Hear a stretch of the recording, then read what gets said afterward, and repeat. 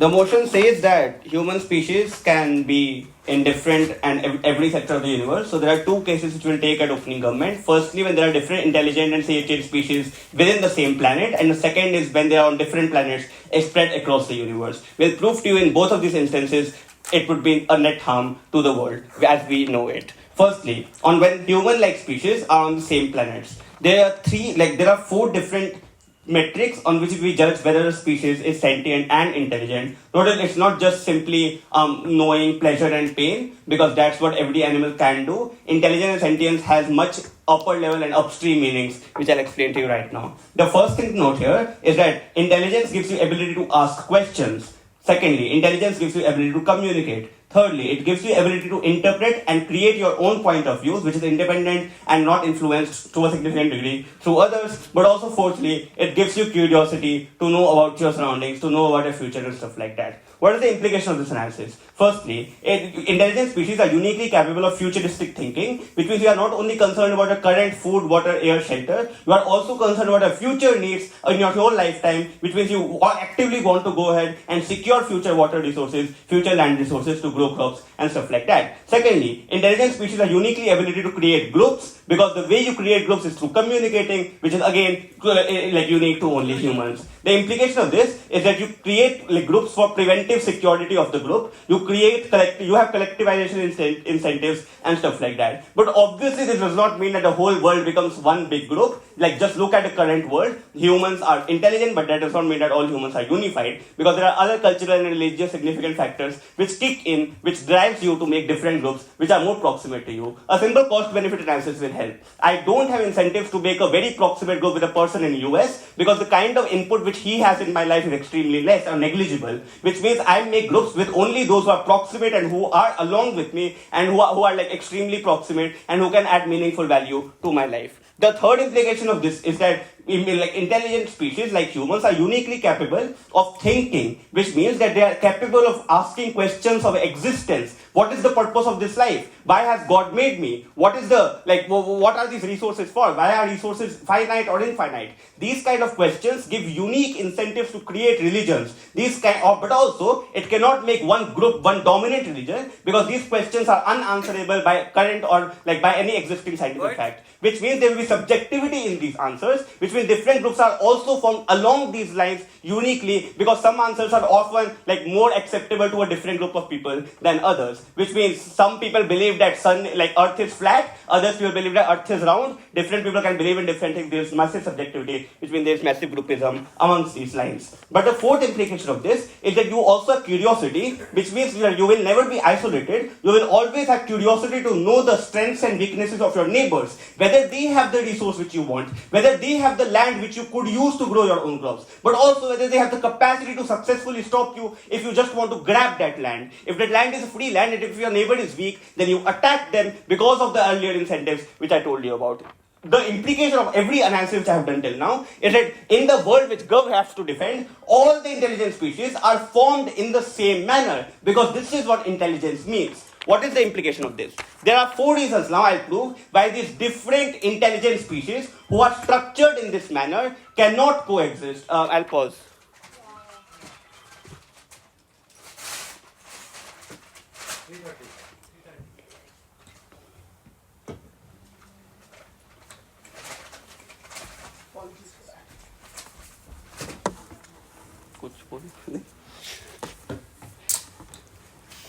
Panel ready? Yeah. Resuming in 3, 2, 1. The next burden I want to fulfill is that these different structured intelligent species won't go ahead and collaborate with each other. There are 4 reasons why. The first reason to note here is that resource scarcity, which means that you always want to control more resources than collaborate for more resources, because direct control gives you direct insurance over how those resources will be utilized, and also get direct more future security, and therefore ability to do different things in your life except just squabbling over resources. But also secondly, threat perception of different species. Notice right now we probably are not concerned about whether we will get water or land, because we know that that the current non-sentient animals who drink the same water can be killed whenever we want to, which means when there is a clear power hierarchy among species, we are not as much concerned about getting resources, which is crucial for our life. But when there are different intelligent species, we can't perceive the threat from other species because that threat is as equal as we, because they have the same tools of thinking, knowledge, introspection as we have, which directly means that we will never resolve this conflict. We will create conflict as much as one, because that is very existential to our very presence. But a third thing I want to note here is that you also want to get first mover advantage, because whoever controls the present resources right now, that automatically means that they will have more say in the future negotiations, which means Russia takes over land in Ukraine, which you all heard about in the last Semi's motion. This implication of this is that Russia is now at a higher upper ground than Ukraine over this land, which means once you have a control of these resources, you can also bargain for future more resources. That is why you want this first mover advantage. That is why you will be the one who will start this conflict in the first place. But lastly, this does not mean that everyone will collaborate, because there is trust and proximity differs amongst people. So I trust my father more than you, simply because I have been born in the same family and same household as them than you, which means that you trust different people with different meanings, which means if the resources is just with another one, you will much more likely to fight for it instead of trust them to go ahead and honor the deals of the negotiation. Yes? Why and how were you born a human? By an accident of fate.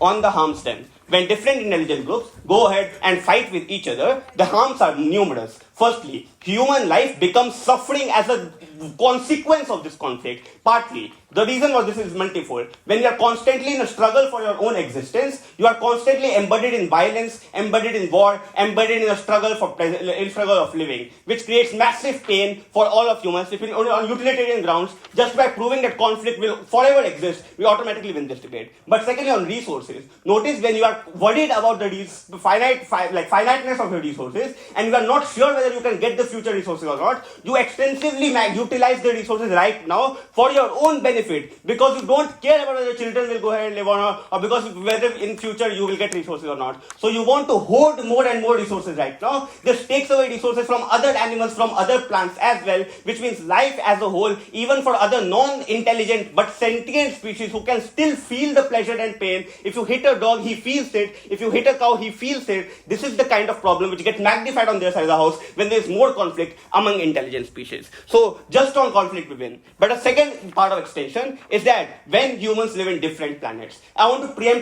do two preemption there. Firstly, they can't run that intergalactic cooperation will happen or collaboration will happen, like Mars and Earth will unite and start Star Wars. The reason for this is extremely simple. The planets are light years away, which means anything which you spend right now, I got 15 minutes leg here, ruk jao bhai. 50 seconds I got extra after this, तो नहीं हुआ ना वो अभी 50 seconds. हाँ 15 seconds. Yeah, 1-5. Resuming in 3, 2, 1. Collaboration won't happen because planets are light years away, which means anything which you send right now will come after thousands and millions of years to this, so there's no meaningful collaboration. But secondly, you will lose your resources inside rather than outside, which means space exploration has just started. It wasn't there earlier, which means planets are even likely to be unaware about presence of other factors. For all these reasons, life is suffering, let no life remain. Proud to me and being there for me throughout. Thank you for just existing. Then shout outs to a few seniors, Sai, Debai and Krishaang, who have been there to make sure that I don't leave debating every time I feel so bad about this. And okay, shout out to Aditya who's here. Hello. Thanks for inspiring. Oh, also he's my first teammate ever. Okay. Special shout out to Pastry Kada Anna Nagar, Chennai. I think they had the best cake I've ever had in my life. One should know the CBS cake. Yeah. So, with that I'll start my starting speech in 3, 2, 1. Problem with opening government is that if this is about if there are different sentient species in one planet, I'm unsure why the amount of conflict that's going to happen is significantly different with that happens in Earth. That is in terms of different races or about different genders, which means they have to necessarily prove what necessarily changes between these conflicts that makes it significantly worse, because of which they don't necessarily prove this extent. But I think largely this debate is about different planets, right? Because this house prefers a universe and not this this house prefers a world, which means that Earth still exists and Earth still has the same humans as we have. The difference is now like probably Moon, probably Mars, and probably every other planet that we know in like observable universe has sentient beings, and and this debate probably happened. I just want to take you back to like planet Earth 1950. What exactly happened? You had World War II, and then countries were in Cold War. US and Russia had tensions, and then they had like race to the moon, who exactly can go and race to space, and who can go ahead and have better innovation. On their side, like probably astronauts go ahead and reach moon. On our side, they just do exploration, and within Earth they realize that there are probably like celestial beings and like sentient beings in moon itself. This stops them, and this makes them realize that all the war that they had is something that is significantly irrelevant, because the people in moon, if they want, they can just go ahead and attack us, which means that you identify a new third party threat who can go ahead and always have an existential threat over the entire community. What that necessarily means is that on our planet, and in 1950, you probably won't go to moon. You probably go ahead and try to have like communication network, try to go ahead and communicate with these people are allies or probably foes, or you try to go ahead and accumulate more resources because there is perceived threat, and most importantly, we'll have more collaboration. Part 2 victory on opening up is fairly simple.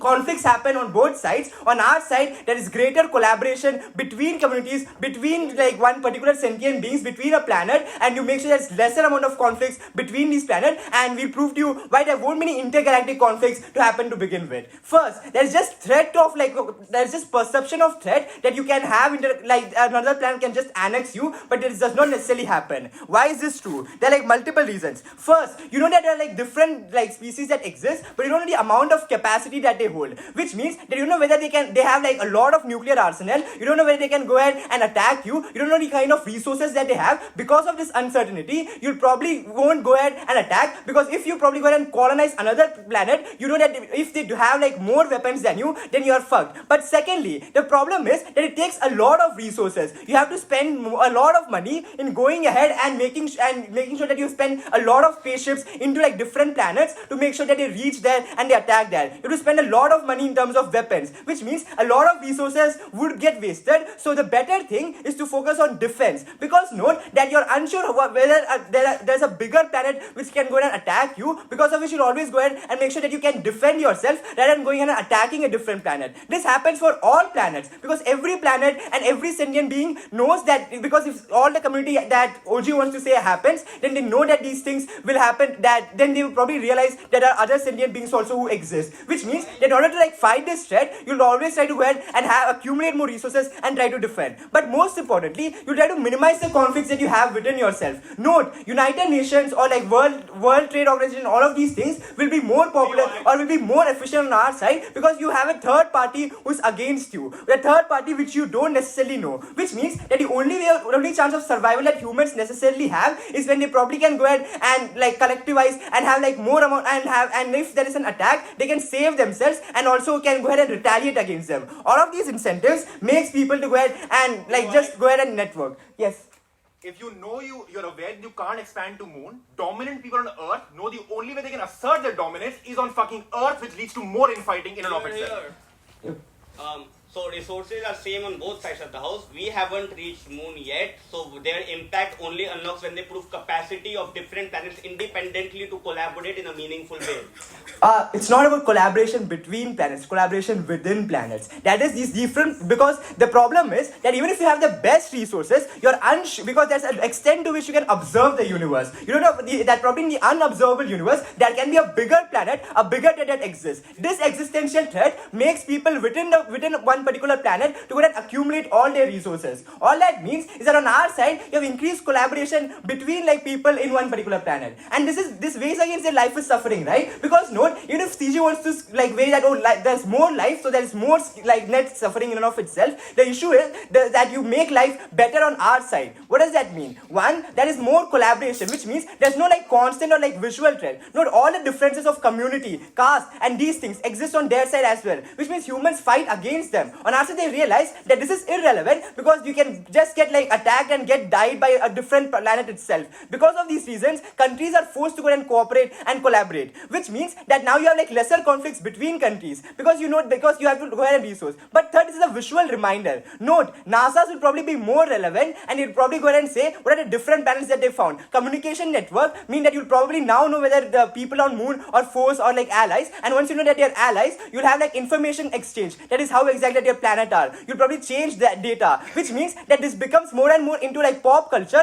or more and more into like people's mind. Sure, there can be flat earthers as well, but the implication is that a lot of people know that there are other planets also that exist and there are other people who are also equally intelligent, which means that now you'll have like more information asymmetry. The greatest extent of collaboration that can have is probably on tourism, because note, the resources to probably completely go and exploit a different planet is significantly more and requires a lot of public support, which people won't do. Due to which only probably richer people can go and access different planets, which means that now there's like more amount of curiosity on how like life in different planets looks like, which means because of this research in of itself, the value that people derive out of life is significantly increased. Because one, you have like lesser people dying because people realize there's no point in fighting amongst ourselves when someone else can come up and like kill all of us. Because of this, we are able to like save more lives. But this happens in all planets, so once they go ahead and collectivize, it becomes easier. The benefits of collectivization is extremely simple. One, you probably start to respect that everyone there is probably from the same planet or probably of the same species, which means that now you see commonalities more and you start respecting the differences. Because if there is a conflict, you will have to fight with the other person next to you, whether he is Muslim or whether he is Hindu, because that's the only way you can survive. Because of this survival instinct, people would care more about other individuals. Third is that now this leads to just more cooperation between like countries, between like having UN and like global bodies, which means that it's easier to have negotiation. It's easier to have like better trade deals, which means itself people can derive more utility that the life they have on Earth because of this collaboration. For all those reasons, life becomes lesser suffering on our side. Very proud to propose. For domination, which is what Aditya proves in his speech. The only claims that we get in rebuttal from opening opposition is that first, you have to prove that this is significantly worse when this is between different intelligent species and not just one. The first thing is their entire case relies on this, so they should just concede that there is a moral difference in the way we perceive our species and other species. But two, the idea is the two reasons that there is still a significant difference is one, you have more relatability with people of your kind, so you have the ability to create empathy within your own social circles and the ability to recognize them as people through common languages, through common communication, which is far less likely with intelligent different species. Even though they can communicate, maybe they can't communicate in the ways we can interpret and so on and so forth. The second is that you don't have common shared experiences with them, and the sphere of life that you understand collectively together is significantly lower, which is why there is a difference here. The second thing they say is that, look, the collaboration within one species would increase significantly. Morally, this is just very, very small and inconsequential in this debate if we are able to prove that on net, utilitarianism-wise, the life of humans as well as other moral sentient beings is more suffering on net. So this is just inconsequential to the debate, but a few responses on this. It's a morally suboptimal world, but we must not move to a more morally suboptimal world, which is the comparative we are defending. We don't have to defend that this world and this universe is actually good. We don't have to defend that moral burden. Why is life suffering in and of itself? There are four mechanisms to this. The first is the mechanism of the hedonic treadmill. This means that when you get something pleasurable, you have a desire to get that pleasurable thing over and over and over again. This means that even though I thought that the first finals I would do in debating would be my last finals, but I'm still here debating 5 years later because I still have the desire for that stimulation of the pleasure I get by winning debates. The idea is that I have no conscious control over the stimulus that my brain desires, which means I have generally no control over this. So I acclimatize to constantly seeking this, and this is because of my brain chemistry through dopamine or serotonin release, things like that, right? This is how drug machines also work, all of that. But the idea here is simple. You cannot acclimatize to negative experiences quite so much in the same ways. Like death will always be a fear. When you don't eat, you will constantly feel the pain. But the idea is, even if this means that there is some ways in which you don't acclimatize to negative experiences on net, the way we prioritize in our brain is still we prioritize and give more weight to negative experiences than positive experiences. The reason for this is simply survival. If there was survival of the fittest, that means that you constantly had to learn from your mistakes, which means you cannot repeat the mistakes you've made in the past, which is why you have higher memory and higher cognitive load dedicated to things that have hurt you in the past. This is why even if on net your utility experiences are positive, the way you weight negative experiences outweighs the net way in which you perceive life to be negative. The response to the CEO claim that why people still don't kill themselves is obvious, because the death and the disutility that may come from that is hardwired into our brain for the same survival instinct, which is why if we have even if we understand that morally our lives are suffering, we will still not kill ourselves, because we still recognize that obviously that we won't kill ourselves because the disutility that may now happen is all worse. The idea is it's okay to wish for we had never morally existed while at the same time continuing to exist and not killing ourselves. That's completely true claims. The third reason why intelligence creates suffering is because of uncertainty. Jha explained that the curiosity that we have about what happens around us and the inability to control despite intelligence is what creates lots of suffering and nihilism. The idea is I don't know what the weather is like. I don't know why my parents die at some point. I don't know why I didn't specifically get a job. I don't know why things happen, why Earth moves a certain way. There are so many uncertain questions in life which make me feel like a speck in the dust of the universe, which is why I generally seek purpose, but I'm never able to get it with the experiences that I have for the other two reasons I gave. Which is why this amplifies the ability to be intelligent, amplifies the suffering and the pondering of suffering, which creates suffering in and of itself. The fourth is hierarchies and nihilism. None of this hierarchies and nihilism, which Aditya proved in terms of how you create subclasses when you have competing incentives. And those power classes generally mean that people who are lower order of the hierarchy will always be suffering more and more. The implication of all of this is none of this is reliant on how collaboration is happening or not happening. Inherently, biologically, life is suffering. We must not hope for more intelligent and sentient species to exist, because that's morally worse. Before I move on, closing off. Yeah, so is this debate about human interactions with animals, or is it about... It's about anything you want it to be about.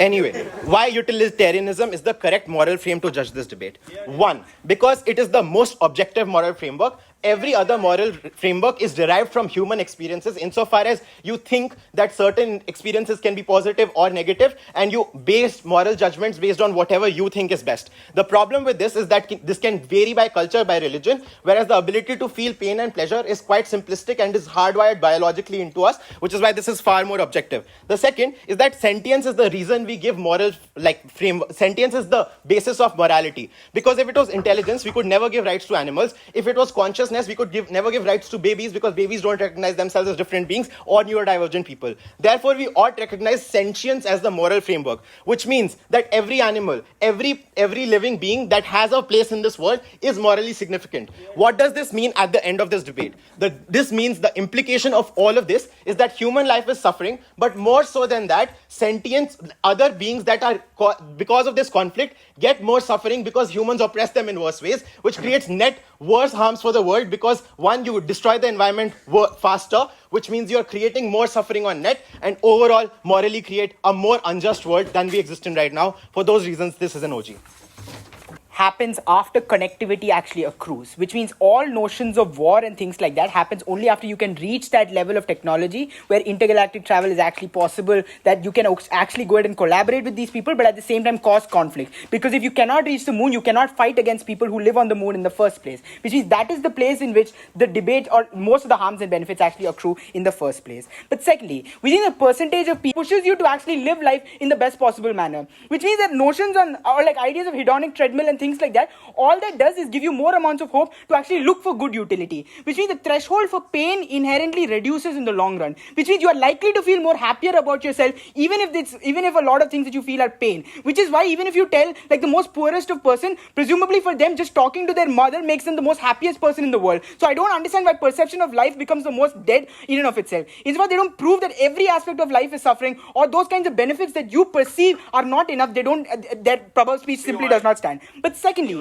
presumably, this difference in perception and things like that is something that exists symmetrically on both sides of the world. Which means at all points in time, even if humans have the capacity to create ideological differences, the capacity for you to work on your ego to ensure that these ideological differences get propagated is something that causes you to fight in and of itself. Which means fighting is something that is symmetric. The difference is, on our side of the world, insofar you have a greater amount of outside threat that reduces the incentive for you to fight amongst each other. At that point in time, presumably between communities, you have greater amount of validation or greater amount of safety. Which means on net harm, the amount of people that are looking to take your life or the capacity for you to have a safe space actually increases on our side of the world, which is why you have some degree of solvency in terms of war and conflict. Which means at the end of the day, even if we take their best case that conflict is something that's symmetric because of people's inherent amounts of ego clashes and things like that, we still win on collaboration and innovation. I'll prove that in a little bit. But lastly, I tell you that, there is more amounts of environmental damage. I don't prove why that environmental damage is important. Insofar we're able to prove to you that technological advancement is symmetrically, is significant or proportionally just as much high in of itself. I'll prove that a little later. But lastly, in terms of more breeding, longevity of this breeding kind of assumption is something I don't really understand. With regards to our case, it's very simple. The external war is something that can reduce in the long run. Which is to say, at max, you have 4 or 5 big powers that colonize and hold some degree of power to themselves. But recognize, at all points in time then, war reduces for 2 reasons. One is that you have some military or political stalemate in and of itself. Which is to say, your fear of retaliation is something that you probably don't want to go ahead and attack in the first place. Which implies that the reason, so this is again, at a point in time that connectivity actually exists. Which means if Earth realizes that Moon can fuck them over at any point in time, presumably this is the reason that collectively you don't want to cause some degree of war because it's just not worth it. Which means that weighing that you have to make as a country becomes significantly higher in the long run. Which means in the long run, conflict is something that can literally die out significantly on our side of the world. But secondly, it's just too much money and significant loss of manpower in the long run. What this implies is the second reason for why war reduces. That is the political pressure to stop. Which means in and of itself, people start to recognize that welfare allocation budget is something that reduces in the long run. Which means people become inherently dissatisfied. Eventually people realize that, fighting a man on Mars is something that's really not worth my time. Just focus on me instead. Which means you have enough and more political pressure in the long run to reduce this kind of war in the first place. These 2 reasons are inherently enough for me to prove to you that war kind of fatigue is something that increases in the long run. Which means insofar you have this kind of stability that accrues in the long run, the amount of fighting is something that reduces. But secondly, why does internal war also inherently reduce? Sure, you recognize that differences are something that exists, but insofar you recognize that there is another country and things like that could fuck you over if you choose to become a lesser version of yourself. At that point in time, you have an incentive to look after the interests of each other. Which means you probably decide to treat each other better because you recognize that treating each other better probably results in more amounts of productivity within you as a community. Which means at all points in time, you have an incentive to ensure that you guys are collective and you guys are treating each other well at all points in time. This doesn't happen on their side of the world. Insofar humans believe that they're the only important people on the planet. Insofar you recognize that there may be a different power that may be more powerful than you, at all points in time you choose to fuck over your own comrades a little lesser. Why is innovation likely to happen as a result of all of this? 3 types of innovation. One with regards to medical innovation, which means you have more amounts of medicines and treatments, which means short diseases are something also that can increase, but insofar you have greater amount of collaboration power, which means you have more amounts of information that transfers between communities in each other. Instead, you decide that war is just not worth it. You choose to collaborate instead. At all points in time, then, the eventual amount of diseases will end. Why exactly then? We think eventual perceived peace is something that's likely to accrue. 2 reasons for this. One is because the quantum of war itself is something that reduces because of war fatigue. But secondly, you choose to weigh out benefits. I'm so sorry. You choose to go ahead and weigh out your harms and benefits and things like that. But thirdly, your threshold for violence is something that reduces. Why is this important? Insofar you see that, things like this happen all the time. Let's not focus on that. Let's focus on innovation and things like that. At all points in time, then, the capacity or the incentive for you to innovate is something that increases significantly in the long run. As a result of this, you have a level of collaboration, a level of innovation that creates more amounts of solution in the long run. This kind of fast, innovation is something that is true and only exists on our side of the world, insofar, information goes a lot more freely. But secondly, we think tech and political innovation is also something that's likely to happen, which means you have more amounts of ways to go ahead and govern your people, which means you have a galactic like say space organization that chooses to maintain like universal peace and things like that. The implication of all of this is that you have enough and more means to ensure that war is something that does not happen to the extent that they claim on our side of the world. But what is the implication of this? You have more amounts of innovation. The reason this innovation is good is because this innovation happens at a significantly faster pace than their side of the world, which means you're able to save more people from dying in the long run. You're able to create more amounts of sociological narratives which force people to be happy about themselves. That inherently creates more amount of utility that you have in the world in and of itself. Everything within this debate is speculative with regards to war, because war can happen at both sides of the world. The only thing that's certain is the greater amount of innovation that you carry, and that results in greater amount of people having good qualities of life. We're very proud. Who made the race or made the end race to exist. They don't talk about the people who are lost in the process of getting there. How is it that entities actually reach the end impact of being the most intelligent or the most sentient in and of itself? Homo sapiens existed and came out as the most sentient intelligent. You know why? Because other 4 forms of Homo erectus individuals died in the process. We think those people or those entities of species which are going to exist across are also equally important because they never got to the end result to accrue any benefits of what OO talks about. Firstly, some bunch of response. I think OO is already losing to opening government, but I think they also miss out on the most crucial frame. They say that the threshold of violence reduces. The first issue with that is that the violence already occurs before the threshold gets there, which means the damage to individuals, the people's damage to not have a life, to people's damage to not have electricity when the war is going on, has already been done insofar as you take the second step to then solve the issue. It's like making a cut and putting a band-aid on a fucking stake. But second thing, they say you're going to collaborate because you don't want to go ahead and lose to the people on moon, hence you internally collaborate. I'm going to beat this on 2 things. One, if Trump knows that I can't win another race in space against Russia, the only place where he can win against them is by fucking them over continuously on Earth. Which means the only way we can do that is by creating more and more visceral damages against each other. They never explain why the inherent want of power, which is intuitive and intrinsic in individuals, ever goes away. That necessarily means that the fighting, that the lack of going out means that there's going to be less collaboration in and of itself. But second and the most intuitive thing, gut check this. Their impacts only accrue when every sentient beings on each planet know that there's another one out there. They never explain the capacity why equally everybody will suddenly know that there's going to be a different entity all across.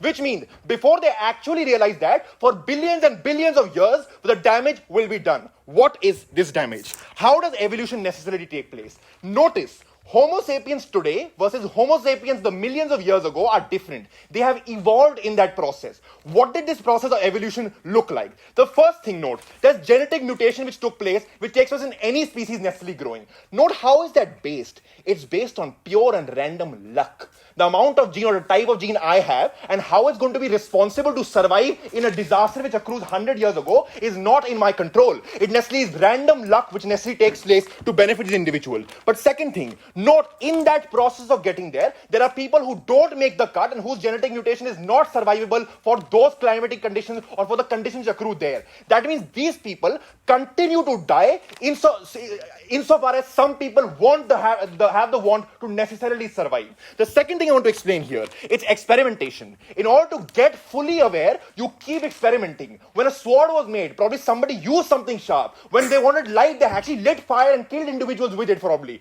That means, in the inherent need to get more and more aware, it comes at the cost of these other other types of species who are not making the cut. Why is that? It's not just resources. It's also because the inherent greed of power starts by exploration. Until unless I know how fully aware I am not going to know I'm going to outcompete somebody else. This is different from OG even they would want to hear here. Because they talk about the people who end up making the cut. They talk about people who are existing with pain and probably going to exist with pain because life creates opportunities. I am talking about the people who never got the opportunity to realize that in the fucking first place. The second thing I want to explain within that, why that the lottery of luck is absolutely unfair to the species who do not make the cut. This is principally unjust on 2 levels. One, they had no opportunity to fight for survival in the first place because they never reached the end impact of their fullest potential. This is comparatively important because on the entirety of their bench, if their idea is going to be you get opportunities to get pleasure, we are saying you never get to realize that because species don't experience those emotions in the first place. That means these people did not even realize they're vulnerable because they don't get the fullest capacity of being intelligent in the first place. But the second thing, they never got the capacity to fight for their rights anyways. If genetic mutation was true on either side, it's probably going to have to be on any species. That means people never have the opportunity to prove in a meritocratic race that they are meritocratic because they never get to enter the race in and of itself. These millions and millions of people or species are extremely important because they necessarily don't get a chance or the potential to fight for their necessary rights. We think insofar as there are going to be more species going to be generated, mutated, etc. on their side, that means there's more damage done to people who never got the opportunity to fight or extremely tell people that we were inherently vulnerable at any point in time. POI. What you and me think about utility is irrelevant. Perceived utility that people feel about their lives is what's more important. Why do people always feel bad or net negative utility about their lives? In order to feel bad, you have to survive. I am saying people don't get the opportunity to feel good or bad. This is why we are better than top half. Because they keep discussing whether you feel pleasure more or you feel pain more. I think there is a lack of opportunity for a lot of amount of species who never got to exist or feel that to the fullest extent. And that's important. In order for O to actualize, they have to explain why everybody makes the cut to experience the pleasures. Make the cut to experience that the lack of violence happening. For OG case to accrue, then necessarily have to explain why everybody is there to get the pain in and of itself. And they say pain stays with you more, etc. We are necessary replier because we talk about the millions of people who don't make the cut. But secondly, it's also about people who do stay in the cut and fight the race. POI. Go ahead. Yeah, so why do people not make the cut? Just 2 lines of mech for this. My 3 minutes of first 3 speeches, track better.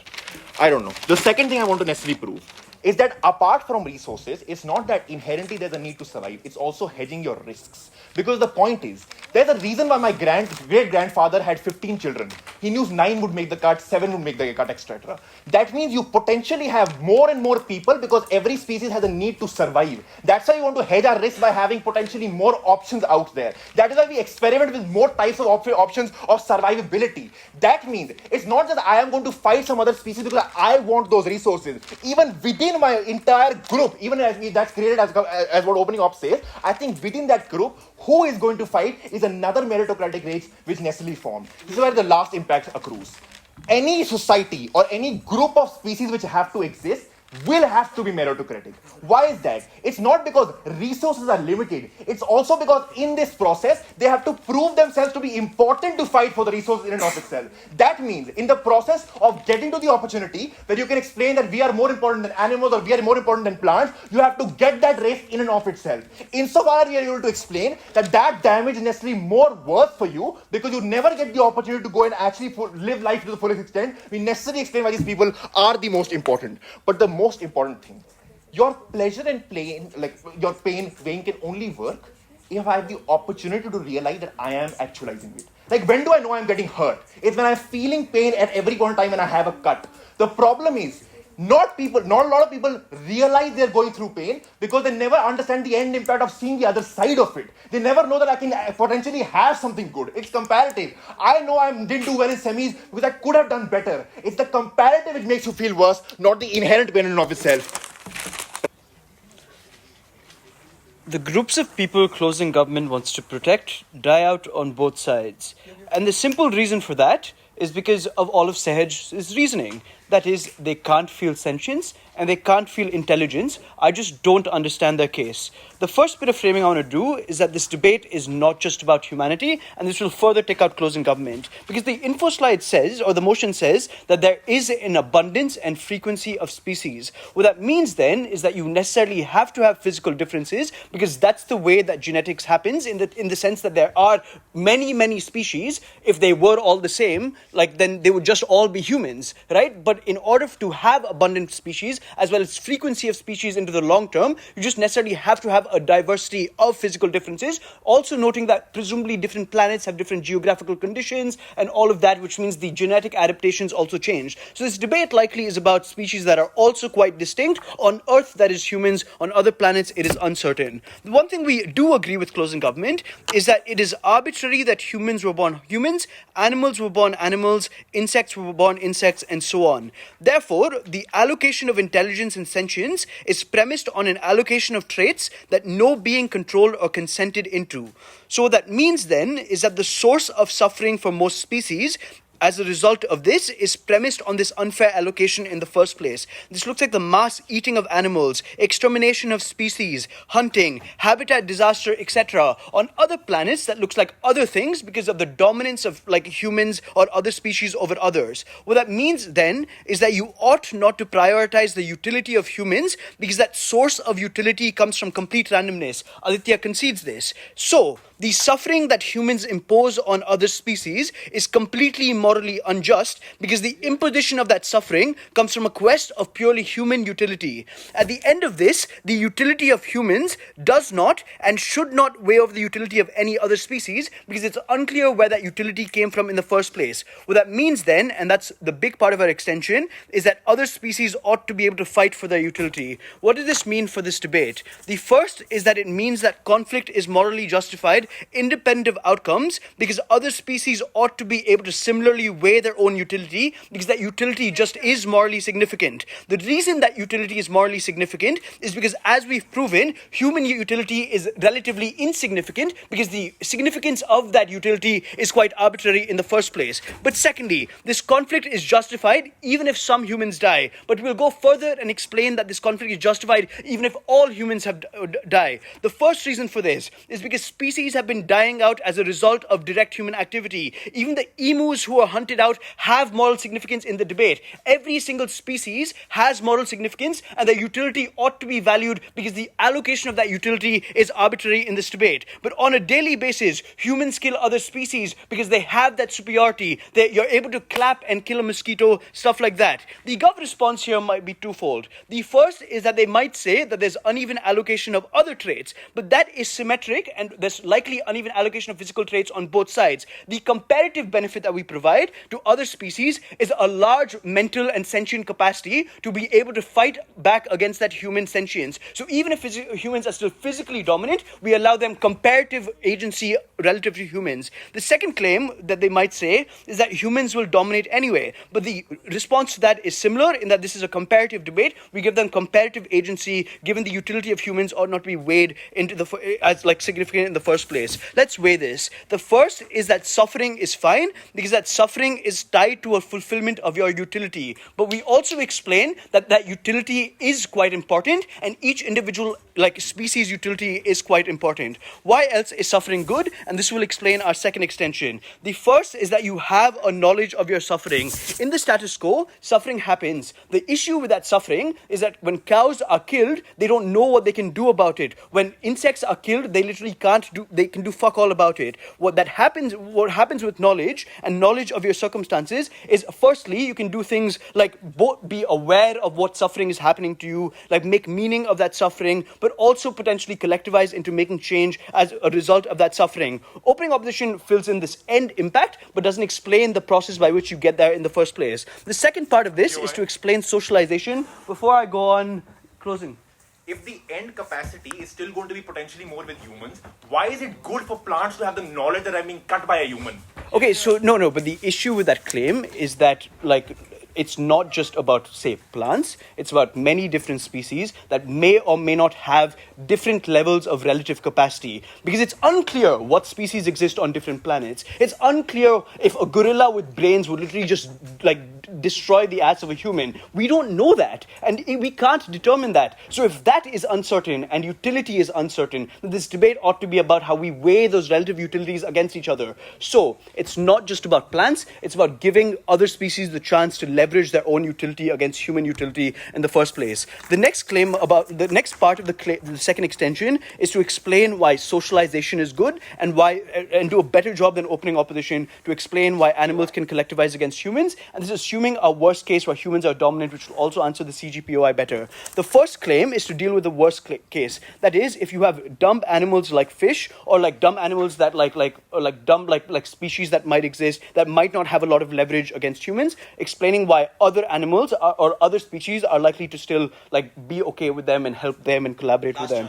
No, the first thing to explain is directly responding to the Gov bench and like the closing government analysis on exploration. The first thing to say is just that exploration exploration is quite relative. So things like people like fish or people like insects are likely to use that intelligence in ways that further their own utility. And the simple intuition pump for that is that we all do things in order to do utile things, like get pleasure, be happy, and stuff like that. So other species are also likely to do things similar relative to their own utility, as opposed to the weird closing government case that they'll go out into the ocean and then humans will throw them and like kill them and all of that. That doesn't happen on closing government. The second thing is to explain why like bigger animals or more powerful animals or species are likely to collectivize to some extent. The first claim for this is that they have like a common oppressor. If it is the case that humans are oppressing them, they are able to leverage that common oppression into making change into the first place. The second thing is you get better utilization of resources because you can negotiate with humans or the people that are the most powerful on that planet. Opening opposition says it's just humans. Our claim is that whichever species that is, you're able to negotiate with them because one, you have to coexist with them.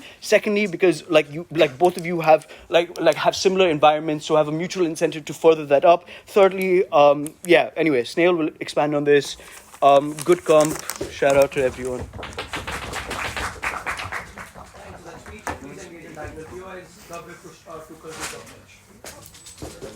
Become intelligent, they have more capacity to harm others in the first place to begin with. The process of species reaching sentience is a bad process because it means a lot of species die out within that process and a lot of pain is inflicted on species who don't get to come out on the top of that sentience chain in the first place to begin with. But let's have some direct rebuttals to closing opposition. First, the claim is that species can collaborate and collectivize. That assumes that species are equally intelligent and equally sentient, which is to say, we think there is always asymmetry that exists within how you evolve, and that is different from the evolution that occurs for a different species in the first place to begin with. But second, capacities of different species is always different, and it evolves at a different rate, which means if I'm more evolved as a sentient being, I don't have incentives to collectivize with someone else because I can dominate them and I can hoard the resources just for myself because I'm not at an equal playing level with them because I evolved earlier, because evolution is a random process that we already talk about to begin with. But thirdly, it's also dependent on environmental factors. Neanderthals died out because they were just unlucky. They were wiped out by diseases. These random environmental and incidental factors mean that a lot of species don't reach that sentience. That is the claim that they are starting on and the claim that they inherently have. Our claim is prior because we think the process of species becoming sentient is a bad process because a lot of species don't reach the end impact in the first place to begin with. We think intelligence is bad because it gives people the capacity to oppress others. We don't want sentience to exist. We don't want other earths to exist. We don't want chickens to die out if that's their stakeholder in the first place to begin with. What's our extension and why does it win over opening government and other benches to begin with? Notice, sentience and reaching it is a painful process. Species aren't inherently sentient. They are not sentient and they go through the process to become sentient in the first place. But notice, this is a really, really slow process. For me to have even one genetic mutation of blue eyes, it took thousands and thousands of years, which means for you to literally be aware yourself from a state of non-awareness, it takes hundreds of millions and billions of years for you to reach that state of sentience from not being sentient in the first place to begin with. This is where the problems lie. The case starts at a point of time you have created modern societies. Our case talks about the fact of what it took for you to create this modern society and how many species were killed and died out in that process, and we think the harm that was inflicted on them is something which is so bad. We hate sentience, we just don't want other species like humans to exist and just fuck over other people in the first place to begin with. But the second thing to note, and this is really, really important, notice, you don't directly become the most sentient. It's a really, really long process, which means, and it's random as well, which means when I'm trying to become sentient, I can be killed off by diseases, I can be killed off by other species. So what happens in their side of the world is you have a large period of framework, and this happened on Earth as well, hundreds of millions of years, where a lot of other different species died who couldn't become the humans that we are because we evolved the most. We care about those species who didn't become sentient and the harms that they faced upon themselves in the first place to begin with. But, yeah, Piva. It is uncertain which animals or species have relative leverage in power. Our claim is that sentience and intelligence give species far more leverage relative to humans, independent of whether they succeed or not. You only need leverage when there are other intelligent people out there. If no planet has any sentience at all, I don't need to fight against someone because I don't have the capacity to have any sort of perspective at all. Our case is prior to their case because their case is you have the capacity to collectivize. My case is if everyone is equally dumb, you don't need to collectivize because everyone is equally dumb. This is why our case is a lot better than their case in the first place to begin with. But notice, even within humans, fuck humans, forget about humans. It's about sentient beings. Even after gaining sentience, we didn't have a modern society. We had hundreds of thousands of years of interkilling, of pre-humans dying out, of other human-like species dying out, and the harms that they faced upon themselves.